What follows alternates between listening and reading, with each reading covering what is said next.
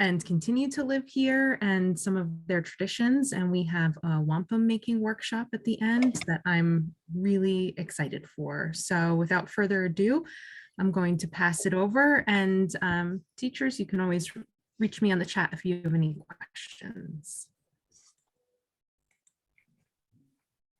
Okay. What? Hello? Yep. Okay. Can you hear me? I can hear. I just can't see on my screen anymore. Oh, well, I pinned you as the speaker. Uh-huh. Okay. Do you want me to unpin you so you can see me? Yeah, that would be great.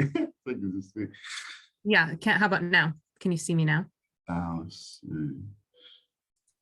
No, I can't. No. Okay, now there we go. Now I can see. All right, good. I think Okay. a little blip came up. So I think see if you could pin me as a speaker again and see what will happen. Yep. All right. I have you as pinned now. Oh. All right. Yeah. All right. Good. I think I just had a little pop up come up. All right. Okay. So hello, everyone. How we doing? Great. Great. Cha, Natesuiz, Matthew Pina, Wipiankwa. So I gave you a greeting in my language. I said, hi, my name is Matthew Pina. Come in a good way. That's a greeting that we give to come in a good way, good energy, good vibes. And I'm very happy to be here with you guys on this occasion. And today we're going to be getting and talking about wampum. All right. So wampum is very sacred to our people. And so we're going to talk about wampum, and we're going to talk about the significance of it and why my culture uses wampum and how we use it. And also we're going to get to make a bracelet as well. So this bracelet, and I don't know if you can see it clearly, all right? This is not real wampum. We guys sent you glass beads that's gonna replicate wampum. And this bracelet I like because this is what we would have our children make. And this bracelet is basically like a friendship bracelet. So it's designed so you can't, it's gonna be difficult for you to try to put it on yourself, but you have someone from the community help put that bracelet on for you. So that teaches our children community, right? We all work together as one. All right, so looking forward to doing that and seeing your patterns and your designs, all right? So let's get started, all right? Wampum, so wampum, what is wampum? All right, wampum is basically a hand-carved beads. I know it's tough to see that. And it's a bead that's carved of white and purple beads. And they're shell beads, okay? So the shell beads are derived from two different shells, all right? So we got this first one, a quahog shell. You guys ever have clam chowder? I'm sure you're probably familiar with this shell, all right? And this shell, this is where we get the purple bead, all right? And then we have the channel whelk shell. So you've probably seen these on the beach, right? You put them in the air, you can hear the ocean, right? And what we would do, we use the center of this will form the white bead, all right? So the white shell we call wampum peak in my language, wampum peak. So that's where wampum derived its name from. And for the quahog shell, we call sukwahawk, all right? And that talks about the purple in that shell, all right? And so these shells are found in, of course, the Long Island Sound, along the Cape, right? My Pequot are a coastal native group, right? So we live along the shore of Long Island. We seasonally migrate back and forth. So during the winter time, we would move more inland and hunt and survive more inland. And then during the summer, when it's hot, you know, you want to stay cool, you want to regulate your body temperature, we will move to the coastline, right? You get a nice coastal breeze, get to play in the water and stay cool.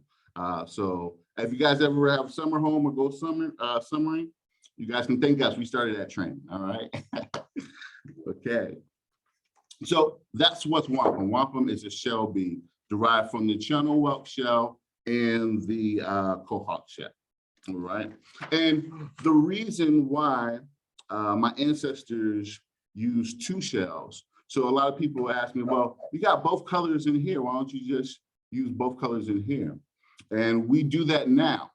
But before, when we use this one, see, nature did have to work. So what my ancestors used to do, they used to use the camelin. So this is the center shaft of the shell. And we would round it out. And sometimes that spiral that nature creates naturally, it makes a hole in it already. So you don't have to drill an additional hole. So sometimes you'll get lucky if it grew correctly and you can use it that way. So that's why we would use this for the white wampum, because nature did have to work for you. All right. All right. And so again, it comes from the Long Island Sound. Now, wampum, a lot of people will say, well, how is it used? So the wampum beads, my people have been used for thousands of years. And of course, we use it for adornment, decorations. We use it for rituals and things of that nature. And it also, the importance of it is that first, it's food to us, right? So the quahog shell, it's a relationship with the ocean, right? So this is food to our people. It would be much easier to go to the ocean and go quahogging, right? Use your feet, your clam diggers that we call them, and you dig up with your feet and you reach in and you'll grab the clam out. And so that was food and nourishment for our people, and which is much easier than going out and hunting for a deer, right? You can do that as well. But this is a much easier way to go and nourish your family. So with that, it represents relationship, right? How Mother Earth feeds us, how God, the creator, provides for us, all right? And then the shell, I mean, it's phenomenal. It's just beautiful. And so to be able to honor the shell and use it for a purpose, it's also cool as well. So we would actually make the beads, right? And we would use it for agreements. So let's say you and your friend had an agreement, like, you know, we're gonna be best friends or whatever partnership. People nowadays shake hands, right? That means, you know, you're giving your word. And so we would exchange wampum, all right? So back then, if I didn't exchange wampum with someone and I told them I was gonna, like, let's say, make a bow and arrow for them or teach them a skill, and I didn't trade wampum, they would say, I don't know about this guy. I don't really trust this guy. So wampum basically underscored the meaning of your truth, your intentions, all right? And then also another really cool, very important thing, we usually use it in our diplomacy as well. So the wampum beads, you have the white and you have the purple. And so what my people used to do, we used to use it as an early pictogram writing, all right? So think about the Egyptians, right? So they use pictures to tell stories, to communicate. And so throughout our culture, we use oral tradition, right? So narrative. Narrative is one of the best ways that we learn and we understand. So what we would do, we would use patterns to record this on wampum belts. Wampum belts, let's see, I have an example here of a wampum belt. So wampum belt, this one's a 2-row wampum belt. And let's see, make sure everybody can see that. So this one was actually made by the Haudenosaunee, all right? Now, this was an agreement made with them, and I believe the Dutch, all right? And so, as you can see, there's 2 rows. So one represents the Haudenosaunee and their canoe, right? Their Mashoon and selling in life. And then the other one represents the Dutch and them sailing on their ships in life. And so this is basically a peace agreement. So it's saying that, you know, these 2 lines, right, they don't cross each other, right? So we'll be able to, on our Mashun, we have our values, our traditions, our ways of life, right? And we rule and govern ourselves. And on your ship, you have your rules and ways and things, and you'll govern yourself, right? And so we won't cross paths, right? And so basically they're two individual nations, and they'll be able to self-govern and rule themselves, all right? So again, that shows how just a simple pattern, right? Just two-row pattern can actually tell a story, right? Can actually communicate, all right? So these beads were a way of communicating and telling a story, and actually jotting down, recording history as well. So we would have ones that would be decorations of war. We would have some that would be decorations of peace and things of that nature. Another thing I want to talk about. So before European arrival, right, we practiced this, and this was our way of life, our culture. But with newcomers like the Dutch and the English, they don't really understand our culture, right? So they're trying to take what they see and just apply what they have in their culture and try to assert what we're doing. So when they came around the concept of wampum, and they see we're trading with it, we're using it, and so they assumed that it was Native American currency. So they thought it was money. But we know wampum is not money, it's not currency. So the currency, or the way we did here, was a trade economy. So it wasn't a monetary economy. So a monetary economy, you go to the job, you work, and you get paid. And with that money that you receive, you can buy goods and services. With a native economy, trade economy, it was whatever you have in your region, the resources that you have in your region, you can actually take those resources and trade those resources for other nations that have resources that you may want to require. All right, so you take things, you trade. You guys probably do a lot in school, right? Trading cards and things of that nature. All right, so that's how our economy was based on. All right, and so again, they just misread what wampum was used for. And so when the Dutch actually came, or in the 1600s, around the 1600s, they actually made a really good relationship with the Pequots. So the Dutch coming over here, they have trade items, right? Metal pots and pans, good cloths, knives, things of that nature. And they're coming here and they're trading for beaver pelts, all right? So beaver pelts is what I call the first gold and diamonds of the Americas, all right? So these big beaver pelts, what they would do, they would take them, and about 3 or 4 of these, and they would turn them into these lightweight felt waterproof hats, all right? So it was like a technological marvel at that time, a waterproof hat. And so it would be like, let's say, your Nintendo Switch, all right? Everybody had to have one, okay? And so they're making a lot of money, making a lot of profit off these things. And unfortunately, the beaver along the coastline actually was decimated.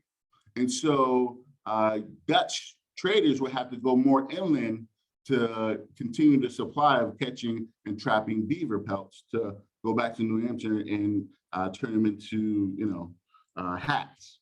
And so what they figured out, that the inland natives valued the wampum that the coastal natives made. So Mohegans, Narragansetts, Pequots, right? And so what they would do, they set up a trade triangle, all right? And so basically they will come to the Pequots, right? They had established, the Pequots allowed them to establish a trading post in their territory, and they would gather all trade for wampum instead of beavers now because all the beavers decimated.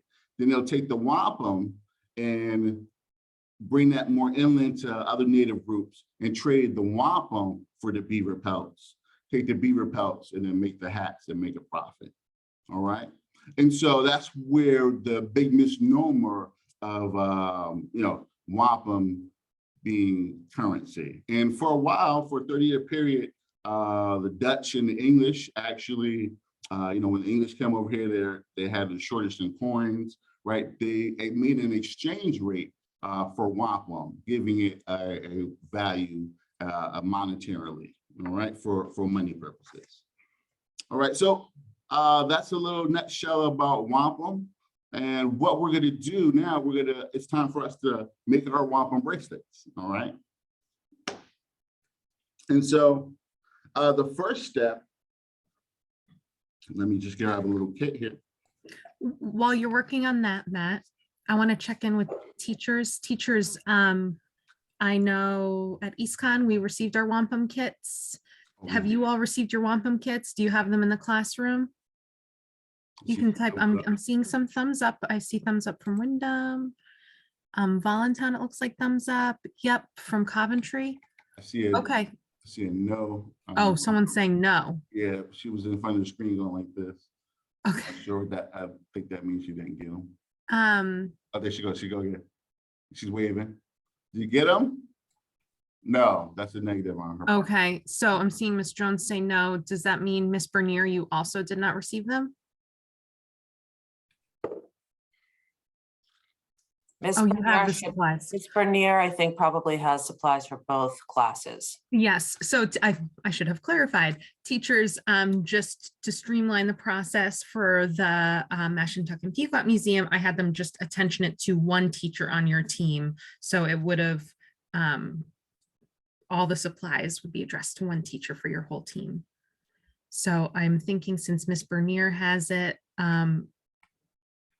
she has the supplies for Miss Jones's room as well. All right, excellent, good, thanks, Miss Bernier. And Wyndham, again, give me a thumbs up if you have the supplies you need.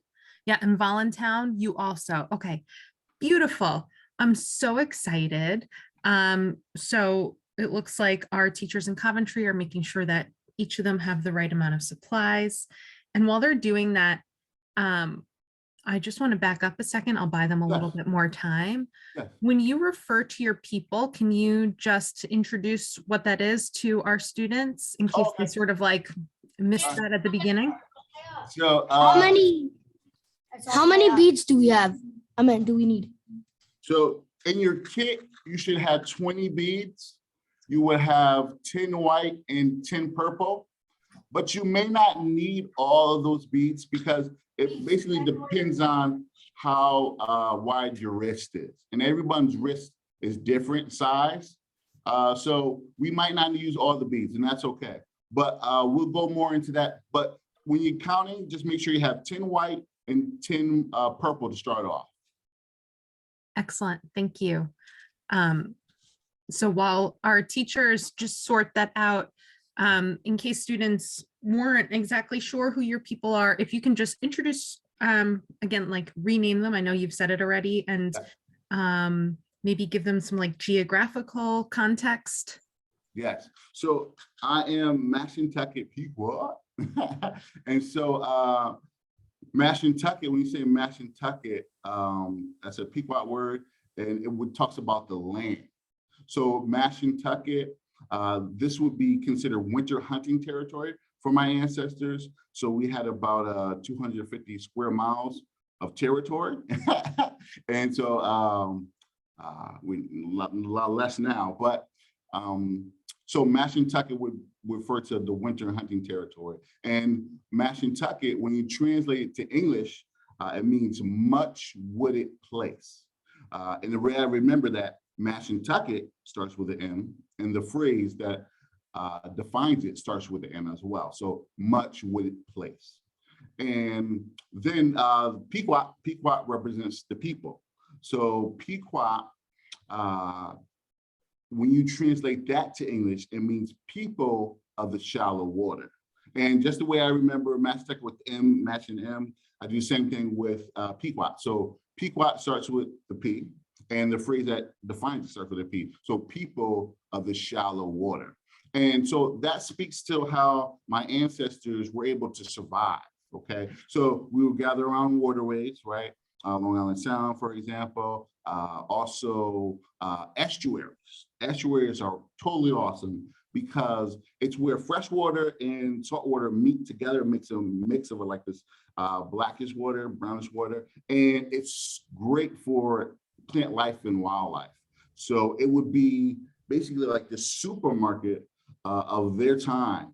And so they would go there and utilizes the resources. So it'll be like you guys going to Walmart or as my wife likes to call it, Target, and, and go there and get resources and that you need, food, clothing, all that stuff. So it's similar that way. So would the Mashantucket and Pequot people, which I now say putting people at the end becomes redundant, would you consider them to be the Native Americans who would have lived in what is now Coventry and Wyndham and Voluntown? Yeah, and like Mystic, Rhode Island, Groton, this area. So yeah, Northeast, right? The Northeast, right? And of course, we're not the only ones, right? Yeah, I just wanted to give our students a little bit of context. Have Yeah. you, give me a thumbs up if you've heard of the two words Mashantucket and Pequot before. Have you guys heard of that before today? Yeah, good. So you understand now that it is one of the Native American groups from our area? Cool. I just want to make sure that students have a full understanding of their relationship to what you're bringing to the table as well. Exactly. Cool. Teachers, do you still need a few more minutes before we get started with the bracelet demonstration? I still see some teachers circulating. Yeah, and just while they're doing that, so the kit is basically 20 beads, right? 10 white, 10 purple. And then we have one strand of leather and a strand of synthetic sinew. All right, so just basically 4 key elements, right? 10 white beads, 10 purple beads, a strand of leather, and some synthetic sinew, wax string, basically.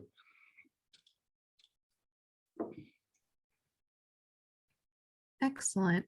So I see some teachers going around, but I think you could probably get started sharing, and then teachers, if you need us to pump the brakes, just let us know and we'll happily do that. And we'll ask some more questions to Matt. Yes. All right. So to get started, like I said, basically want to make sure you have 10 white and 10 purple beads. All right. So you guys can count that and make sure you have that. So once you do that, I'll give you just quite a moment to do that. And like I said, you might not need all of them, right? Depends on your wrist size. So if you have, 11 beads or extra bead, that's okay. You might not even use that. So what I do, I just unravel. I know it's hard to see the synthetic sinew. I just unravel that. All right. And what's really cool, I'll show you. Let's see, a real piece of sinew. So sinew is actually the back of a leg of an animal, so in this case, the deer, and those are tendons. And so what we do, my ancestors actually pound out the tendon. So pound out, and it's like string-like fibers.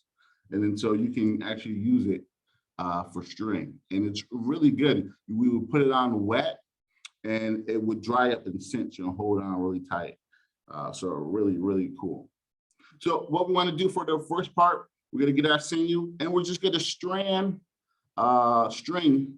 3 beads. So whatever color you want to do, white, purple, purple, all white, we're just going to put 3 beads on the string. All right.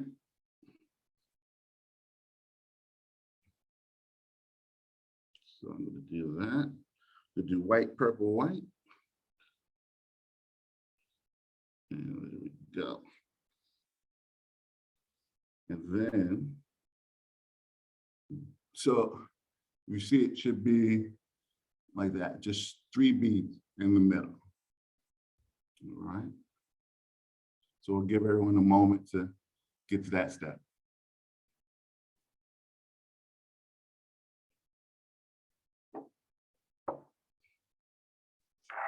And Matt, while students are doing that, I think last year and a little bit earlier today with the belt, you had discussed how the color pattern can take on different meanings, right? So students can be Yes. kind of purposeful in how Yeah. they put their pattern together.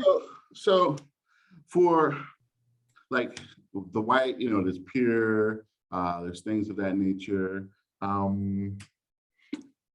During like when we made it into belts, a purple background would signify wartime. So that would be, background. So everything that's in the front, that's going to be pictures, would be the white beads. And then if it was a treaty, let's say the treaty, then it would be a white background. So for example, like the two-row wampum, right? So all the background is white. And so, that would be considered a treaty. So it's like a piece coming to you. And there's, other meanings as well, that people can put on them as well. Almost dropped my beads. All right. So I believe everyone should have the 3 bead strung up there. All right.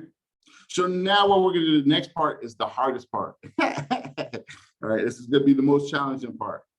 Now, I'll explain it twice, and then I'll show you the second time. So I'll explain it first, you just listen, and then the second time, I'll actually go through with you. So what I want you to imagine is being on a roller coaster, right? So you know how they have the loop-de-loops on the roller coaster, right? So basically, that's what we're gonna do. We're gonna do a loop-de-loop. So we're gonna take one end of the string, and we're gonna loop it through the tunnel, which are the beads, on the opposite side. So you don't want to go in on the same side. You want to loop around and go through on the opposite side. All right. Is that instruction clear? Did everyone get that? All right. So now I'm going to do it again. I'm going to actually physically do it. So I'm going to take my right side, and I'm going to enter in on the left bead. That's all the way to the left. And I'm going to string that bead. And sometimes what I do, I just hold it, and actually I'll bring the bead around to it, because the wax string, it holds it together, and I'll just put the bead, slide it over the string. And sometimes it's fray, you just have to like twist it and put it over. So that's one bead. And then let's do the purple bead I got next. Let's see. All right, so that's 2. And one more.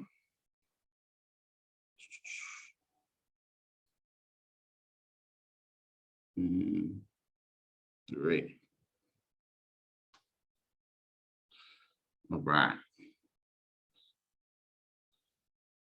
So when you're done, you should have something like that, which I know is, let's see. It's hard to see. String. All right, so it's like a loop-de-loop. All right, so once we strand those 3, I'll go ahead on the next step. So I'll give you guys a couple of minutes to complete that part.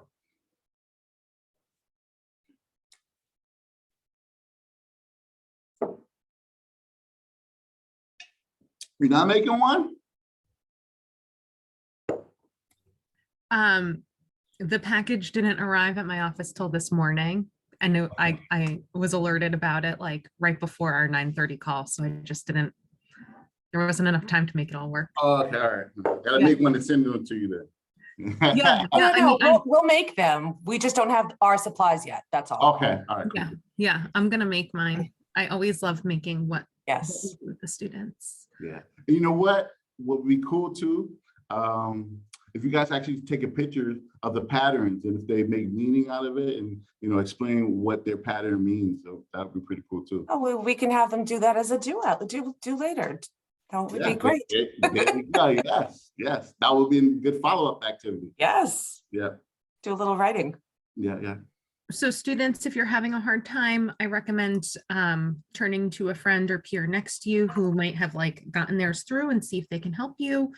Also, if you're having a hard time like getting that string through again, remember Matt said you can kind of roll it or even, you know, use your tongue, get it a little wet and roll it so it's nice and pointy. And then also too, I mean, you can snip it with a little pair of scissors. Mhm. You know, that can. So it's help not with- frayed. Yeah, so it's not afraid. Yeah.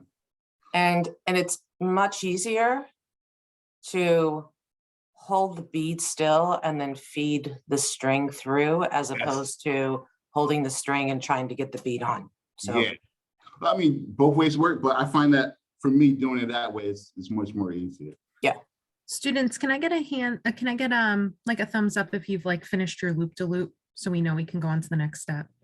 Yeah. Oh, we got them up today. Okay. Good, good. Okay, some thumbs down, some thumbs up.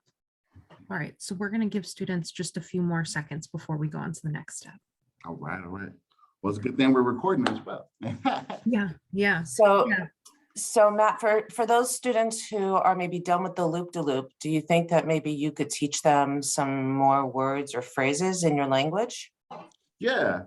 So you put me on the spot. So we Piangua, like I said, means come in a good way because I'm still learning. I have my but I'm so busy, it's ridiculous. So I have my Pequot book at home and I have like the little CD and all that stuff. But my son, because they have bingo nights as well. We do bingo nights. And so he's beating me and, Well, it's easier for them when they're younger, right? Yeah. And then, you know, working a 9 to 5 is hard to, you know. Yeah. But so I can teach you when we Piangua. So we Piangua. So that means come in a good way. That's a greeting that we would say. Another one that's probably really good. So there's 2 ways to say it because we can say it in a group or say just to one individual. So katapatash. So that's how you say thank you. So katapatash, and that's how you say thank you to one individual, katapatash, thank you. And to a group, like I would say thank you to you guys, katapatiamu. All right, so katapatiamu is thank you to a whole group. Okay, and you know, thank you, that's always a good word to learn. Yeah. Yeah. Come in a Good way. way. Yeah. Thank you. You're welcome. No problem. Students, thumbs up if you're ready for the next step. All right. Okay, I'm seeing more thumbs up this time. Yeah. Voluntown, are you guys feeling ready for the next step yet? They look like they're still busy. They do look still busy, but I am seeing, oh, and Miss Jones, not yet. Oh, she's like halfway. Okay. Halfway there. Okay. So Good. Matt, I remember last year when you spoke that you were working on making your own beads out of shells and you Yeah. had them in like various stages. How are you doing with that? I'm still doing pretty good. I have some other things like when we're doing the when they're putting the 20 beads on. Yeah. That's going to be a little gap. So I have some patterns and stuff to show you guys that I've been working on. I didn't bring a whole lot, but I brought enough.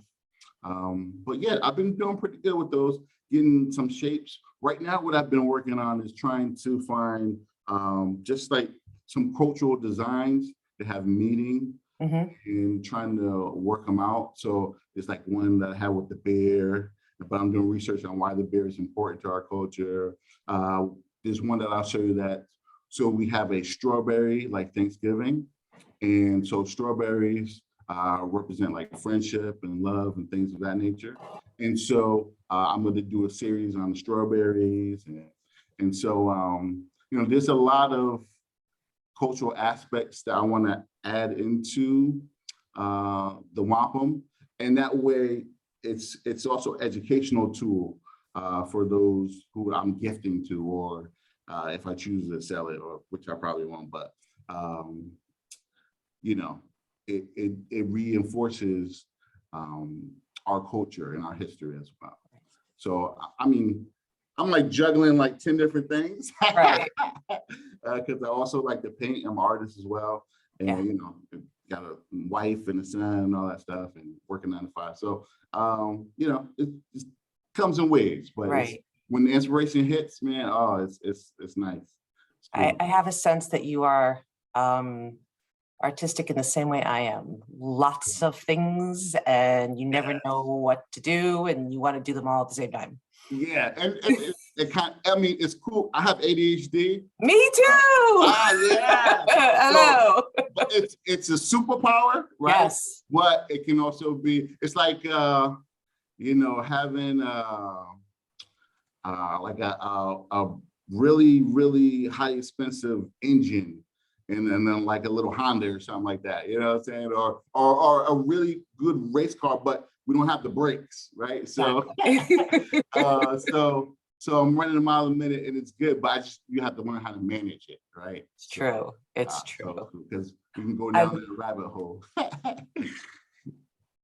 But yeah. But you know, but we learn about stuff that way. Yes. And I love that strawberries are important to your culture.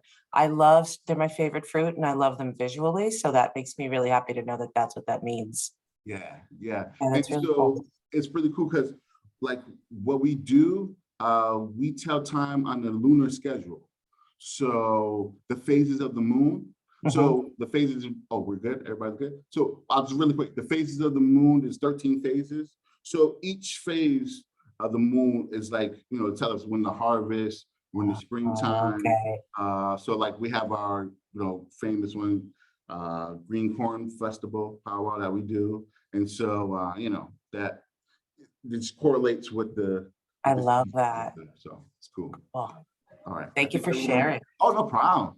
I think everyone's ready for the next step. Yeah, I've gotten more thumbs up. I feel pretty confident to, yep. And now I'm seeing some thumbs up in Voluntown too. All right, So great. I'm feeling confident to move to next steps. That, guys, was the hardest part. All right. So, you know, now smooth sailing from here. All right. So what we're going to do, right, we have our loop-de-loop. We're going to grab the ends of the string. So I have my pointy finger and my thumb, and I'm going to grab the end of the string, and I'm going to grab the other end of the string as well. So I'll take that, I have my pointy finger and my thumb, and I have them matched up, right? So they're even. And then now what we're going to do, so everyone has that like that. I'm going to grab the center bead, all right? So this one, my center bead is purple. So I'm going to grab that purple bead, and what I'm going to do, I'm going to now pull, all right? Pull very slowly. And when I do that, it's going to form a triangle, all right? All right, so we want to pull it down, make sure it's even together, and we're going to pull down, and we're going to form a triangle. All right.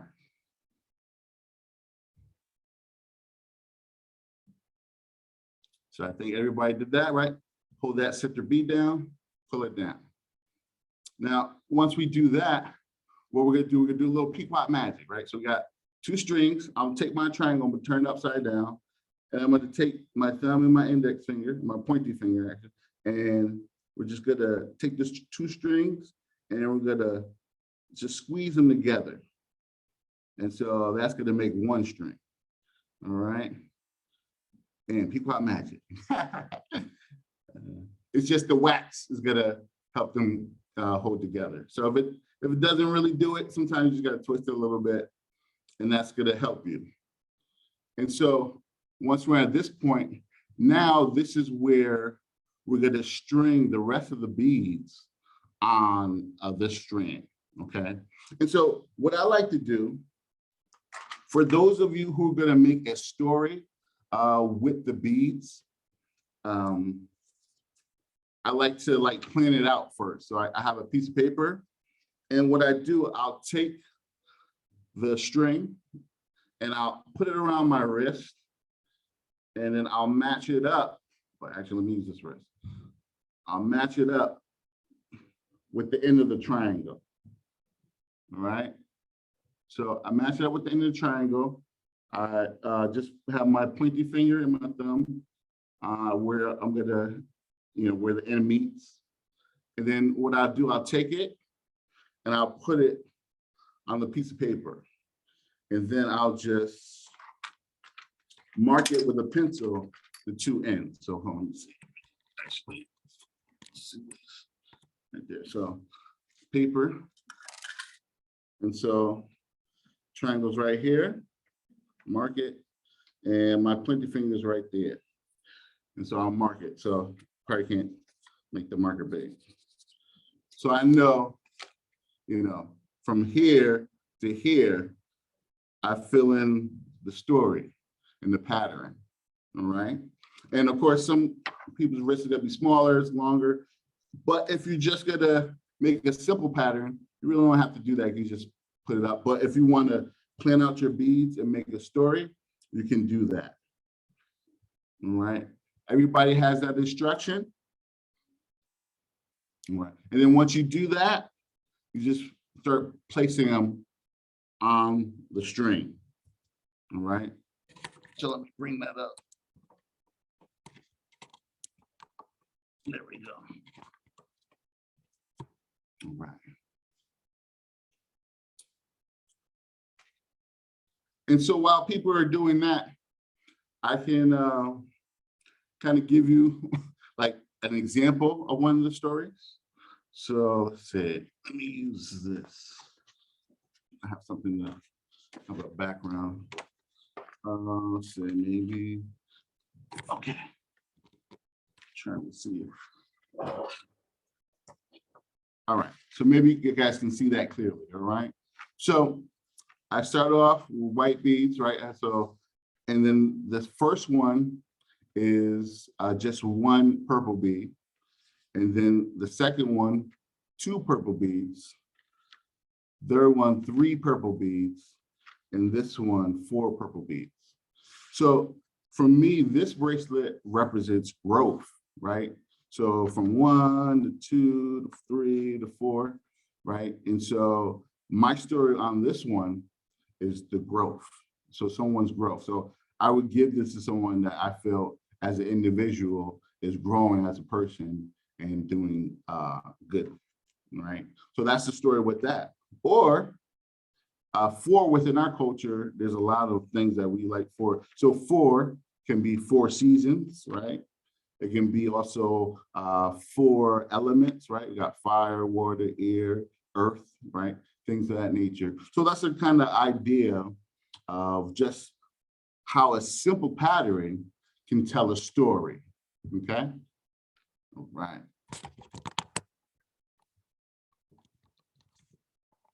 There we go. Hey, I'm back.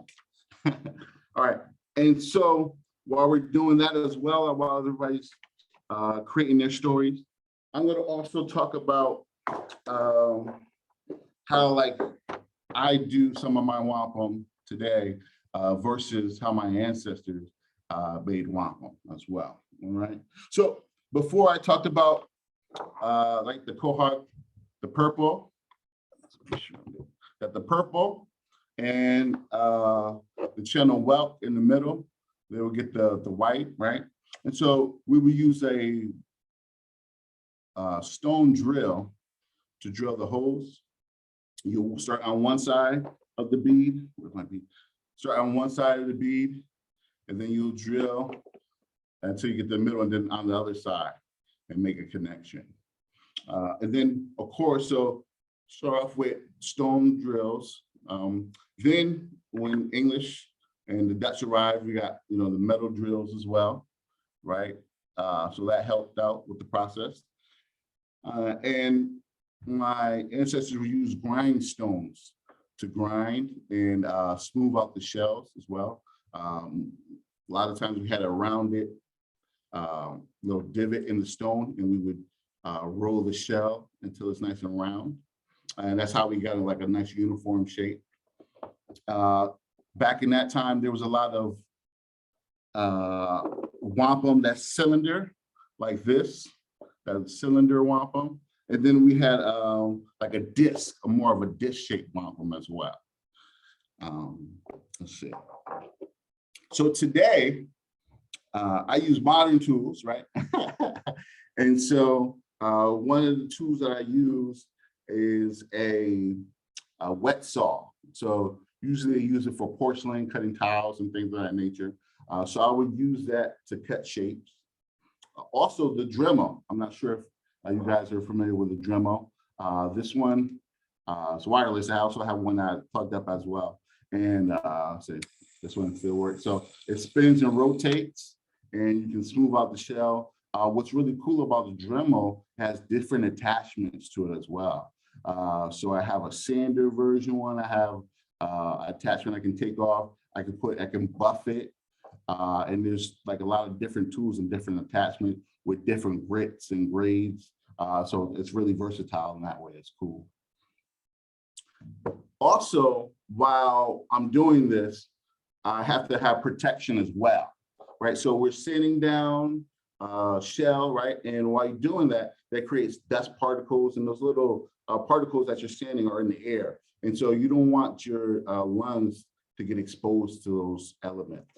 And so a very important tool that I also use for protection, your PPE, right? You have your PPE, is a ventilator. So I use this to cover my mouth so I'm not inhaling the dust. And then also safety goggles. I wear safety goggles as well. All right. And I'll show you guys some of my things that I got. So these are like some unfinished pieces. This one's pretty cool. Let's see if I can. All right. This is like an eagle that I created. Background. All right, that shape. This one's not quite done yet. Still in. So this is the flower of a strawberry. All right. This is another idea, design I have. This one, usually like starting off, so I just did like really nice rounded shapes, things of that nature, just, you know, what they would call organic shapes, like round and things of that nature. So that's always nice. So then we can do, you know, shapes like this is more square. And nowadays, since we have the tools and the technology, we don't really use the channel whelk shell as much. I mean, there's still artists that still do, but like I said, that advantage that it gave our ancestors, we don't really need or require anymore because of modern tools, right? So now we can take advantage of, you know, both the white and the purple that's in one shell. And so that way we could just utilize one shell and one resource, right? So which is good. And then this is like a little offset for earrings that I have. So I have two like matching pieces, which is awesome. So with the shell, right, because you have two sides and they're usually mirror images of each other. So it's really good if you want to make earrings or two things that match. So that's pretty awesome. I'll show you some blanks that I have of the actual. So this is before I actually make the bead itself. So it's you know, you got to start off rounding it and everything. So it get really small detail. And so I'm really amazed at me using the modern tools and seeing how my ancestors were able to create the same things with less, you know, and with the tools that they had. So they were masters at being able to craft and do that. One story that I know of. So unfortunately, when the Dutch came over, right, they were doing really good, good for business. But another Pequot sachem sold rights to the English, right? Because the English wanted to get in on the triangle trade as well. And so that created competition. And so a lot of people that were, let's say, going to the Dutch business are now going to the English business. And so Dutch are losing money, losing a lot of profits. So one of their ways that they handle it was really bad, good. When Dutch trader actually captures a sachem. So our sachem is just a leader of over the village. So those for you that are not familiar with that term. And so they capture a sachem named Tannenbaum, and they ransom him off for I think 140 fathoms of wampum. And a fathom is like basically a 6 feet strand of wampum. And all those beads, they're all handmade. So that's a lot of work. But to show how prolific we actually were making, we actually met that demand, but unfortunately they returned back Tannenbaum to us dead. So that kind of like ended the relationship with us and the Dutch. But again, just showing you, how skillful my ancestors were at making that and using those beads. So I think today, a bead for me can take it up to like 2 or 3 hours because the hard part is actually drilling it and then drilling the other side because I can break the bead that way. So my answer is probably maybe 3 or 4 hours. Who knows? Or they probably were even better with bead with the simple tools that they had because they're really good. So yeah, I think that's it. Oh, another thing I want to show you. Oh, wait, we're gonna check and see if everyone's got their things going. Yeah, so I noticed we're closing in on the end of our time, and I'm guessing some of our classes might need to move to specials or lunch. Okay. But I did want to Yes. have Finish. them learn how to finish it. Yep. B, give students any time, if teachers have time and you have time, to ask any questions they might have for you, and see if they wanted to come up to the camera to show you what they've been working on. Like it looks like that's happening in Miss Bates's class right now. Okay. But do you want to show them how to finish first, and then if you Yes. and students and teachers have time, we can move to questions? Exactly. Yeah. All right. So if everyone has their 20 beads, or it don't have to be 20 beads, up to their story, have it up there. What we're going to do next, we're going to take our string that we have, and we're going to make it 2 again. Okay. And what we're going to do now,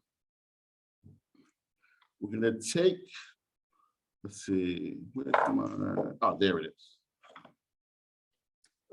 We're going to take our strand of leather, all right, and we're going to put it in between the 2 strands of string. It can be difficult to see. And when we do that, what you want to do, you want to place it evenly, so it hang evenly on each side, all right? So again, we're going to place the string in between, the strand of leather in between the 2 synthetic sinew, all right? And when we do that, let's see, we're going to have it hang evenly, all right? Now from there, what we're going to do, we're going to take the 2 strands of sinew and we're going to tie a knot, all right? So if some of you don't know how to tie a knot, it's basically like you're tying your shoes, the first part of tying your shoe. So you cross them over, you take one, it goes in the bunny hole, and then it comes up, and then you pull it together, all right? And what we're gonna do, we're gonna do 3 or 4 of those knots to really secure it, all right? So just 3 or 4 knots, tie it, and that's gonna secure the leather to the bracelet, all right? Now, those of you, after you do that, if you have a little bit of the string hanging loose, that's okay. If teachers can go around and just snip it, but when you snip it, you wanna leave about a 1/4 of an inch on. You don't want to cut it right to the leather strand or it's gonna unravel and that'll be a disaster. We don't want that. So you wanna make sure you leave like a 1/4 of an inch or 1/2 inch of string when you snip it, all right? let's see, bracelet. All right. So once everybody's at that point, they have their bracelet, then I'll explain how we put it on. All right. Or should I do that now? I'm seeing a thumbs up that they're ready to do it now. All right, great. I'm guessing some classrooms are probably on a tight time frame. Yep. I'm Okay, seeing all right. multiple thumbs up. Great. So what we're gonna do, I would take my bracelet and give it to a member of the community. That person then would take the bracelet, they put it on your arm, right? So they'll place it on your arm, and what they'll do, they'll take one strand of the leather and they're gonna insert it into that triangle part, all right? Insert it in the triangle part. And then once they do that, they're gonna take it and they're gonna tie a knot. Bam. Now you can tie 2 knots if you want. One's probably good. I usually do 2, and do 2 knots. And then that's gonna secure your bracelet on your hand. And so then, again, you have a member of the community placing that bracelet on, showing how we work together as a community. So that's a lesson that we teach our children. Thank you. So students, you're going to need a friend in class to help you put your bracelet on. I Yes. actually see some students working together right now. Nice teamwork. Yeah, see? And that's what it's about, teamwork. I got a Absolutely. slogan here at work. I say, teamwork makes the dream work. That's right.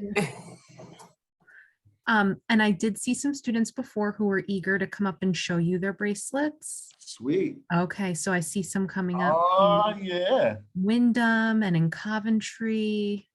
Wow, they look really good. Yes, students, if your teachers are okay with it, you can come up and show us on the camera. And also teachers, if any of your students have questions, if you could help field that. Yes, you're welcome, Miss Bernier's class.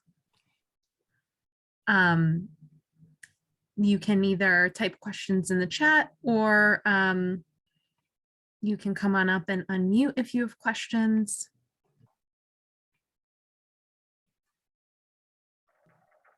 I see a lot of students still working hard on getting those final pieces together. Yes, yes. Oh, well, while they're doing that, I'll show you too some more like necklaces and wampum. All right. So currently we still use wampum, right? It's a tradition that we still keep. We use it in a lot of jewelry. Not so much in diplomacy, or we still can, right? And again, it's a sacred gift that we give to each other. Again, like the English came and they didn't really understand, they thought it was money. So one thing I can explain is like, ooh, that's a good one. It's a, like your grandmother's picture, right? So that grandmother's picture is very valuable. It has sentimental value to you, right? And it's something that's very important, but you wouldn't use it to go buy something. You wouldn't trade it, you know, so let's just, the circle, right? So those are just showing you many ways that we do wampum. This is like a little triangle and stuff like that, like shapes. There we go. Like that. Yeah. So, I mean, what's the beauty about it? It's where your imagination take you, right? And shape and use the skill to do it. There's a lady, I can't think of her name right now, but she does wampum. She's not native, but she, you know, fell in love with the craft and fell in love with the shell. And she does this beautiful, like 3D work, and like some of her stuff is really awesome. So it's, I mean, it's just like any art form that, you know, can take you and transport you into another place. This is just basically a different medium, right? You know, like the canvas and all that stuff. So it's really awesome. Really Do we have a question in Voluntown? I saw a student up at the camera. Or any questions in Wyndham? Oh, nice. Thanks for showing us. Oh, check them out. No question, our smartboard shut off. Oh, Okay. okay. Well, then hopefully too, if we have a follow-up, if you guys do like I said, have them explain the story, or if they just do a pattern, and then too, you can submit those questions too, because I would love to follow up and see what they actually created as well. Yeah, so students and teachers, if you found this learning really interesting today and you want to learn more similar things, you can always go to the Mashantucket Pequot Museum with your family. Yeah. They're close to Wyndham and they're close to Voluntown. It's a great thing to do with friends and family on the weekends. And you should also check your, oh, I'm on mute. Am I on mute? No. No, you can. Check your local libraries, because oftentimes they will have passes to the museum that you can check out so that you can come and visit. Sweet. Any questions from your room, Miss Bates? No, I was just gonna say, I took my own children over spring break for Kids Week. And one of them is graduating from high school. One is graduating from 8th grade and one is 8. And the two older ones had no idea how much history and like the start of the country was like right here. We tell them all the time, New England and the first 50 states and whatever. And they just got so much out of it, even though their ages were so different. Like, really encourage your students' families to go, because it will service them greatly. Well, thank you for sharing that. Yeah, I agree with that, because a lot of times, like what I notice is people leaving here saying, well, this is not just only Pequot history, this is our history as well, because it's what shapes the United States, right? Unfortunately, Pequots and the English, right, the first battle takes here in New England. This is the stopping ground. So that's what led to, English victory. Actually, you got the 13 colonies, got the engrove of English and all that stuff. So it's not only Pequot story, it's a United States story. It's our birth story. That's right. Even though it may not be the best, but we talk about war and killing and all that stuff. But I think we do our kids a disservice by not explaining it and try to like hide it away from them, right? I remember a couple of people was like, man, when I went to college, I learned about this. I was upset. I was like, why did I have to wait all the way until I got to college to learn about the true history of our United States or our land? So I congratulate you guys on, exposing them young as it is now. Yeah, it's an important history to know. And it's, right here in the community where we live and our students live. And I think when it's in the place where you live, it makes it so much more relevant. Absolutely. Yeah. So I know we've gone over on your time, we've gone over on our student and teachers' times. So I want to wrap up. Teachers, students, do you guys have any questions? Are you in a good spot with your bracelets? Yeah. Still I'm seeing busy, thumbs huh? up from Voluntown. Good. Wyndham, are you guys in a good spot with your bracelets? Yeah. Any Awesome. questions from the classrooms, or are we good to say, see you later? We're good. We're good. All right. It was wonderful to see everybody. Yeah. And Excellent. Matt, thank you so very much. No problem. And I'm looking forward to you guys seeing the cornet style. Yes. Yes. That's gonna be interesting. I never did that thing too, but that's gonna be. I'm gonna try to have a better setup where you can see my hands. Okay. All right. Well, Katapa Tiamo. Thank you to the whole group. Thank you. All right. Bye. Bye, guys.